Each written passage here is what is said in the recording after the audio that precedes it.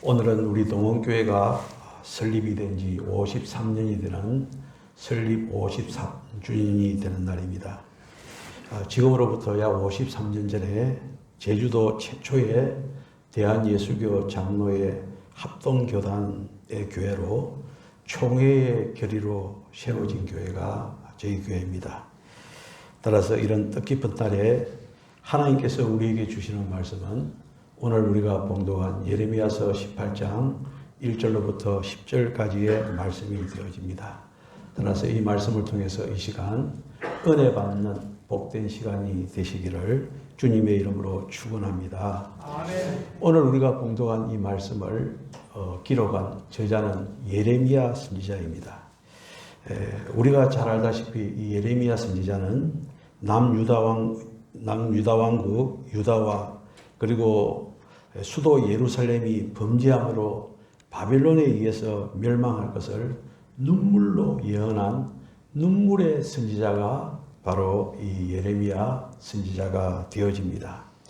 이 예레미야는 약 40년이 넘는 긴 세월 동안 이스라엘 백성들에게 눈물로써 하나님의 말씀과 심판을 선포했습니다. 그러나 선지자 예레미야의 눈물의 호소와 애원에도 불구하고 이스라엘 백성들은 하나님께로 돌아오지 않았습니다.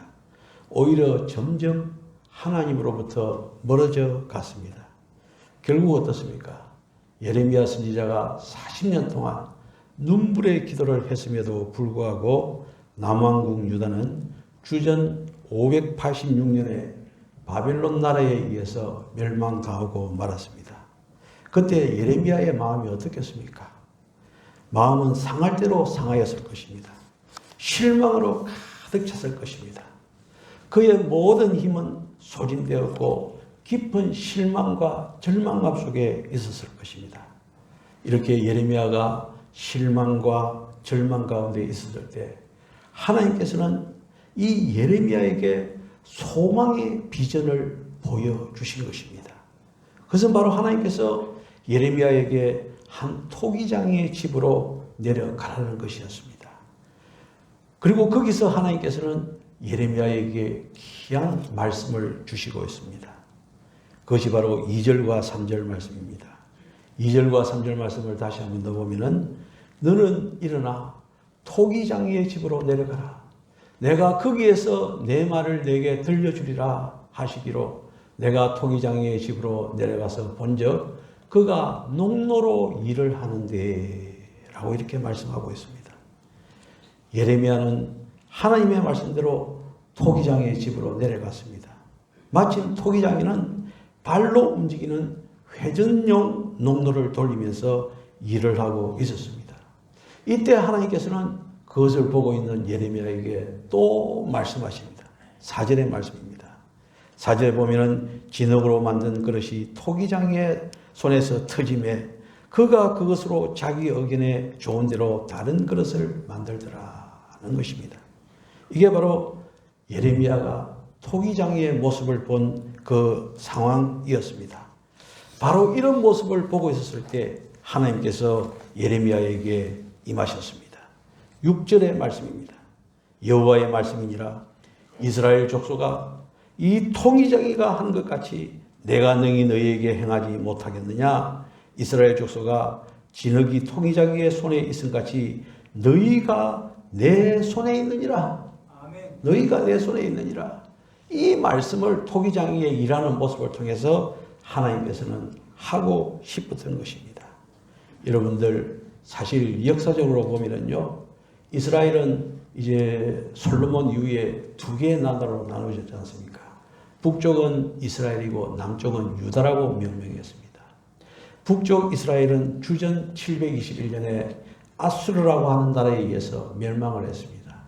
그리고 주전 586년에 남쪽의 유다 나라도 바벨론에 의해서 멸망을 했습니다.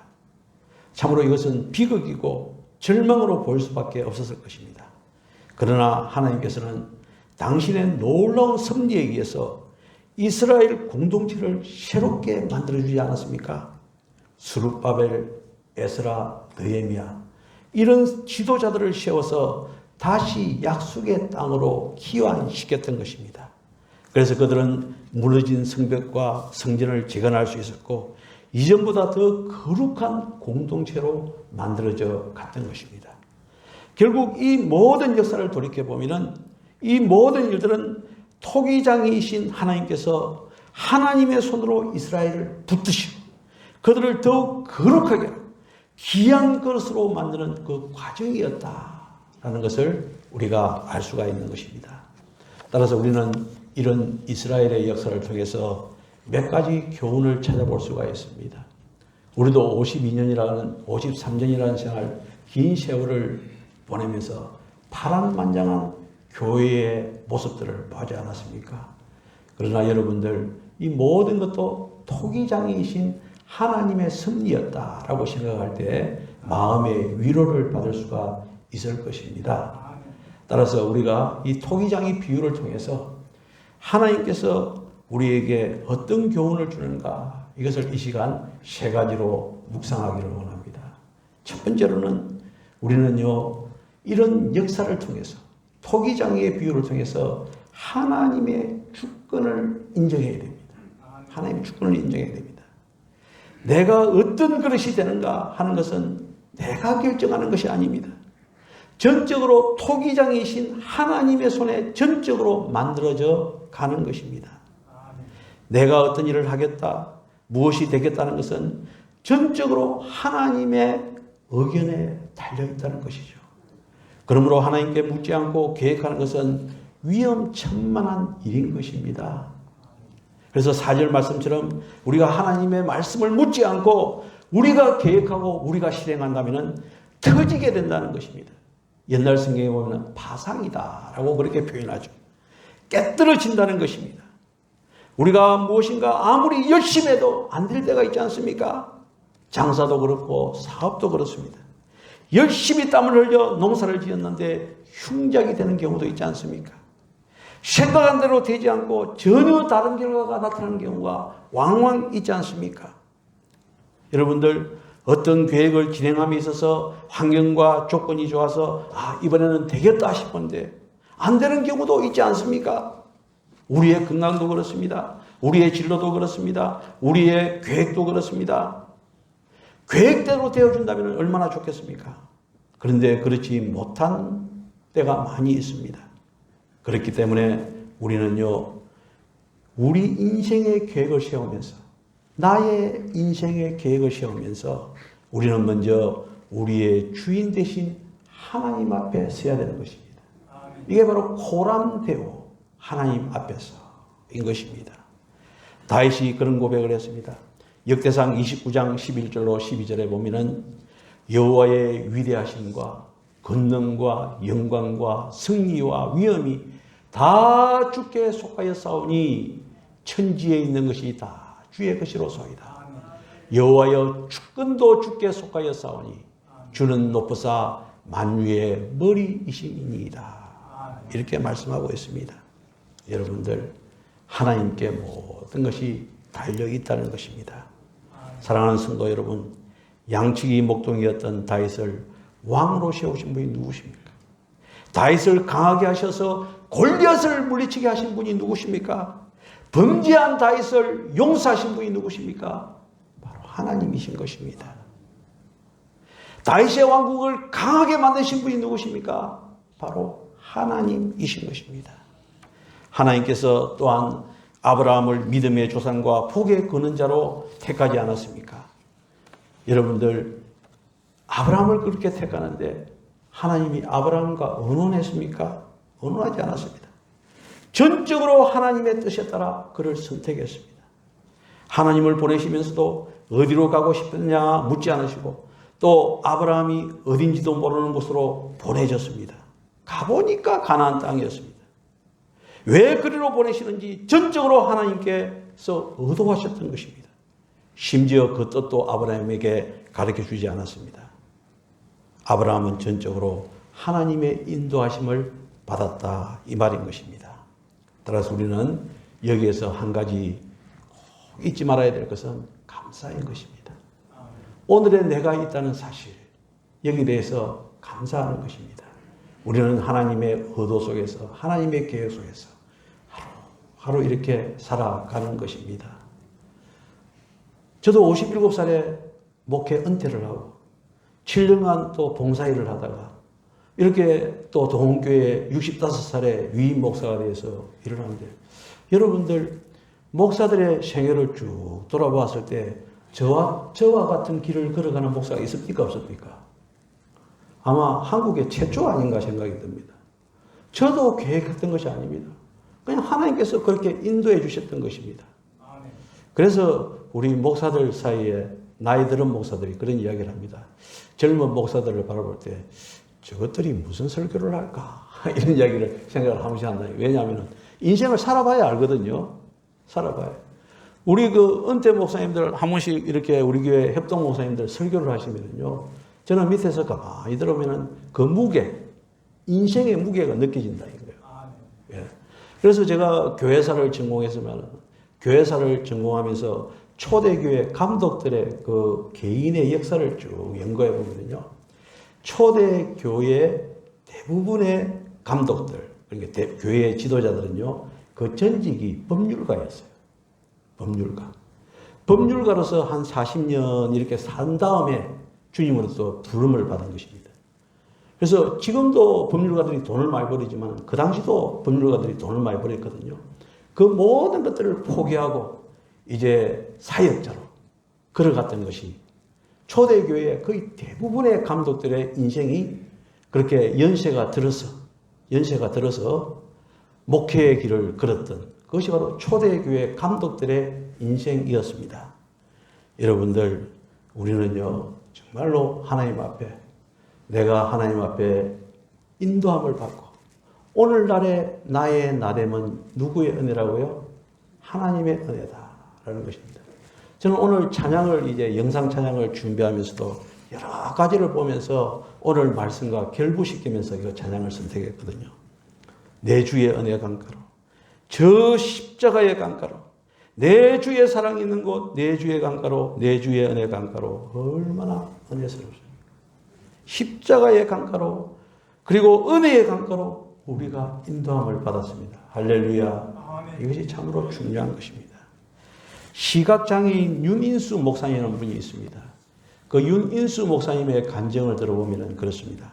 어린 시절에 이제 6.25 때인데 집도 잃어버리고 재산도 잃어버리고 부산에서 피난 생활을 했을 때입니다.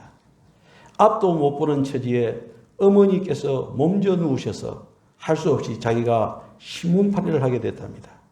하루하루 몇 푼 벌어서 어머니께 드리면 어머니는 그 중에서 11조를 떼시더라는 겁니다.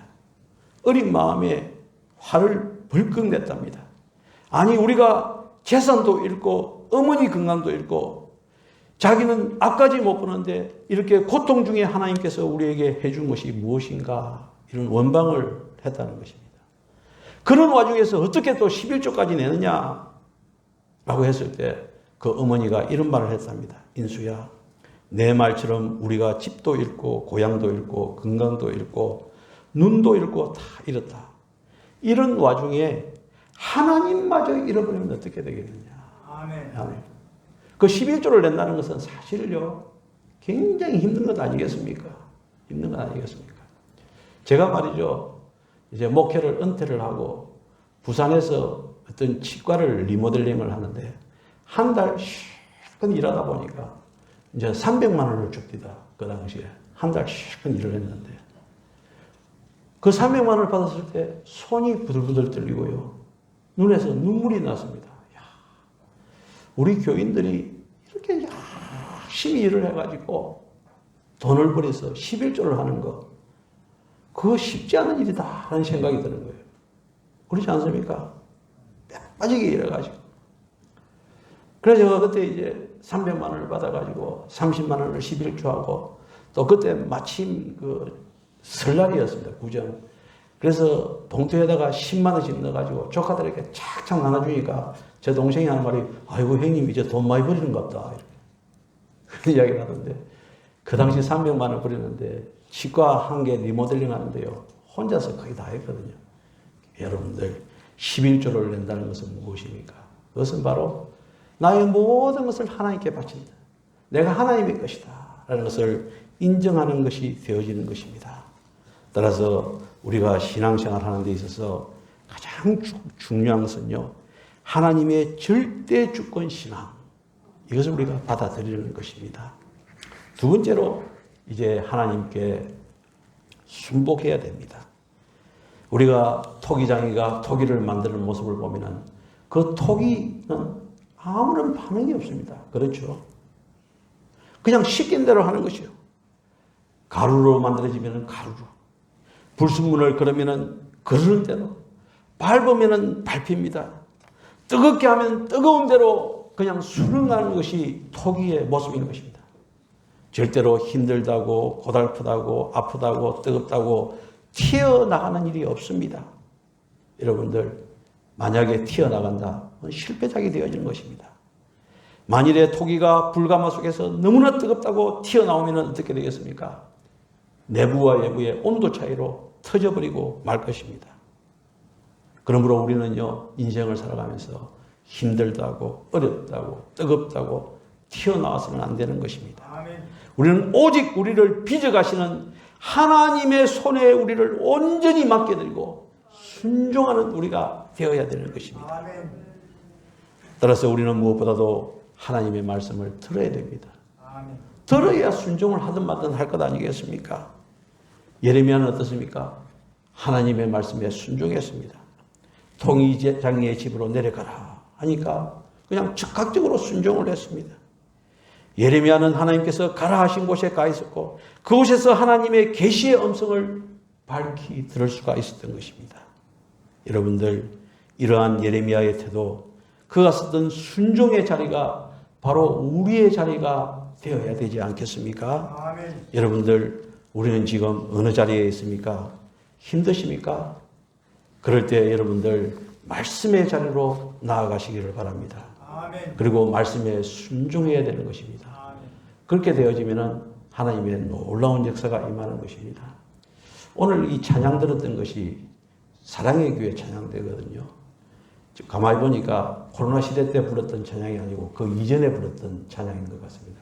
한 7, 8년 전에 불렀던 찬양인데 그걸 참 보면서 제 머릿속에 연상이 되어지는 것이 우리 교회도 요 앞에 쭉 저처럼 써가지고 찬양을 가려고 올 것이다. 아멘. 왜 아멘을 안 합니까? 아멘. 제가 오늘 이때까지 사랑의 교회 찬양을 많이 들었는데 그 생각이 오늘 처음 떠오르더라고요. 이 앞에 쫙 서가지고요. 저렇게 웅장한 찬양을 할 때도 있을 것이다. 아멘. 여러분들 너무 조바심 가지지 마시고 한 53년은 됐는데 이제 뭐 제가 제 자신에 대해서 이야기하면 뭐하지만 좋은 목사님이 오셨는데 좋은 목사님이 아닌지는 모르겠지만 왜 그게 부흥이 안 돼? 왜 부흥이 더 안 돼? 여러분들 부흥 안 된 건 아닙니다. 조금이라도 된 건 된 거거든요. 아멘.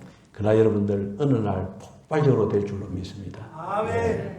그거는요 양적으로뿐만 아니라 질적으로도 폭발적으로 부흥하는 날이 올 줄로 믿습니다. 예. 아멘. 그러기 위해서는요 우리가 세 번째로 하나님께 쓰임을 받아야 됩니다. 오늘 본문을 읽으면서 떠오르는 또 하나의 성경 구절은 디모데후서 2장 20절로 21절입니다. 우리 다 같이 한 목소리로 합독을 하시겠습니다.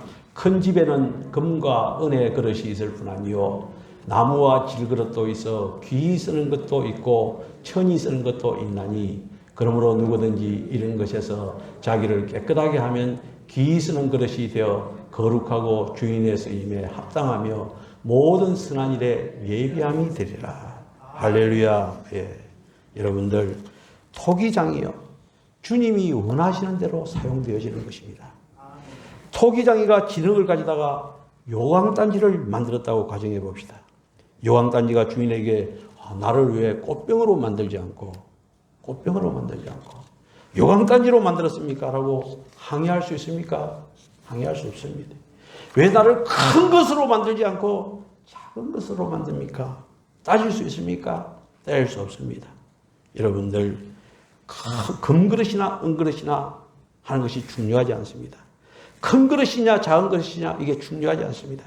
나무 그릇이냐 질그릇이냐 이게 중요하지 않습니다. 큰 교회냐 작은 교회냐 중요하지 않습니다.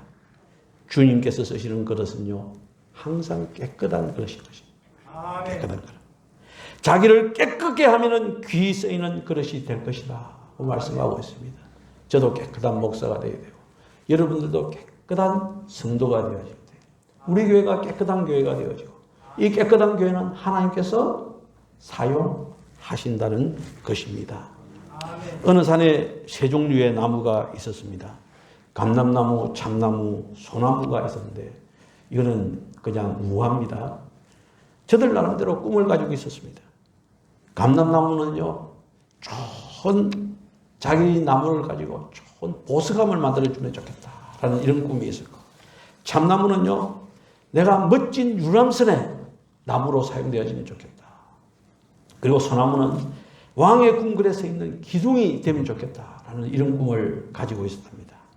그런데 얼마 후에 감람나무가 사람에 의해서 베어졌습니다.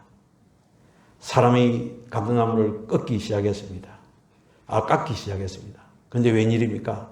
자신은 멋진 보석을 담는 상자가 되기를 원했는데, 주인이 그걸 만드는데 그냥 그 말에 먹이를 담는 먹이통으로 만들어 버렸던 것입니다. 이 감람나무가 얼마나 실망을 했는지 모릅니다. 보석 상자가 되는 것이 자기의 꿈이었는데 냄새 키키하게 나는 뭐요? 이 구유가 되어져 버렸으니까, 먹이통이 되어서 버렸으니까 얼마나 낙심이 되겠습니까? 그런데 어느 날 그 구유는요, 하나님의 아들이신 예수님이 탄생했을 때 예수님을 모신 구유가 되었다는 것입니다. 우화입니다. 우화. 여러분들, 보석보다도 더 귀하고 값진 높으신 하나님의 아들 예수님을 모시는 구유가 되었다는 것입니다. 참나무도 마찬가지입니다. 사람에 의해서 베어졌습니다. 참나무의 꿈은 멋진 유람선 같은 배를 만드는 데 쓰임받기를 원했습니다. 그런데 사람들은요, 그 참나무를 가지고 조그만한 배를 만들었습니다. 몇 사람 태우지 못하는 쪽배를 만들었습니다. 참나무 역시 큰 실망과 낙담을 했습니다. 그런데 얼마 후에 그 배는 갈릴리 호수에서 띄어져서 예수님이 설교하시는 배가 되었다는 것입니다. 소나무가 베어졌습니다. 소나무의 꿈은 궁궐의 기둥이 되는 것이었습니다. 근데 사람들이 이 소나무를 베어다가 언덕 위에, 높은 언덕 위에 정성처럼 박아 놓았습니다. 소나무도 실망이 이만저만 아니었습니다. 그런데 그 나무에 누가 박혔습니까? 예수님이 박혔습니다. 자신이 인류의 죄를 대속하게 하는 도구가 되었던 것입니다. 여러분들, 이 모든 것들이 무엇을 교훈하고 있습니까? 여러분들 나름대로의 꿈이 있을 것입니다. 그죠? 그러나 하나님께서는요, 그 꿈을 하나님께서 사용하셔서 내가 생각하지도 못했던 곳에서 사용하신다는 사실을 믿으시기를 바랍니다. 네. 제가 부산에서 21년 동안 목회할 때 저는 그 교회에서 은퇴할 줄 알았습니다. 근데 갑자기 어느 날 아침에 그만두고 싶은 거예요. 그래서 집사람 보고, 아이고, 이제 그만두자. 그러니까 제 아내도, 좋다, 그만두자. 부산에 있는 모든 목사님들이 이해를 못하는 상황이었습니다. 잘 있는 교회에서 그냥 쫓아내는 것도 아닌데 그만두자. 그러니까. 그래서 저거 그만두지 않습니까? 아내가 그만두자 그러니까 그만두지 않습니까? 그래서 이제 이래저래 하다 보니까 제주도에 가게 되고 한 7년을 봉사활동을 하고, 근데 그때까지만 해도, 이제 그 전까지만 해도 몇몇 교회에서 저를 오라고 하는 거는 신호가 오기도 했어요. 그때마다 제 아내가 절대로 이제 목회 삼 안 한다는 거예요. 근데 여기서 설교 한번 하고 이제 내려가서, 동교회가 괜찮던데 한번 가보고 싶은데, 그러면 또 좋다 그러는 거예요. 또 다른 교회는 다 싫다 그러면서 동교회는 괜찮다는 거예요. 그래서 내가 그랬어요. 동교회 뭐 건물이 아름답고 넓어서 그랬나? 그건 아니래요. 그래서 좋다는 거예요. 이게 무엇입니까? 하나님께서 만들어서 여기 보내신 거예요. 그런데 이리 보냈는데 교회가 붕대해야지 안 되면 안 되겠습니까? 영적으로, 양적으로, 질적으로 부흥될 줄로 믿습니다. 아멘. 여러분들, 하나님은요, 쓸데없는 물건은 하나도 만들지 않습니다. 난 왜 태어났을까? 난 아무것도 쓸데없어. 여러분들, 이런 말이 있지 않습니까? 소똥도 약에 쓸 때가 있다라는 그런 말이 있지 않습니까? 여러분들, 우리는요, 정말로 하나님의 쓰임을 받기 위해서 이 자리에 앉아서 예배드리고 있는 줄로 믿습니다. 그래서 하나님께서 쓰시고자 할 때는요, 딱딱한 진흙을 부수어 부드럽게 만드는 과정이 있습니다. 우리에게 시험과 환난이 다가올 때 반드시 그것이 우리를 회방하기 위해서 온다고 생각하지 마시기 바랍니다. 우리의 당하는 고난은요, 온전한 그릇을 만드는 과정임을 믿으시기를 바랍니다. 네.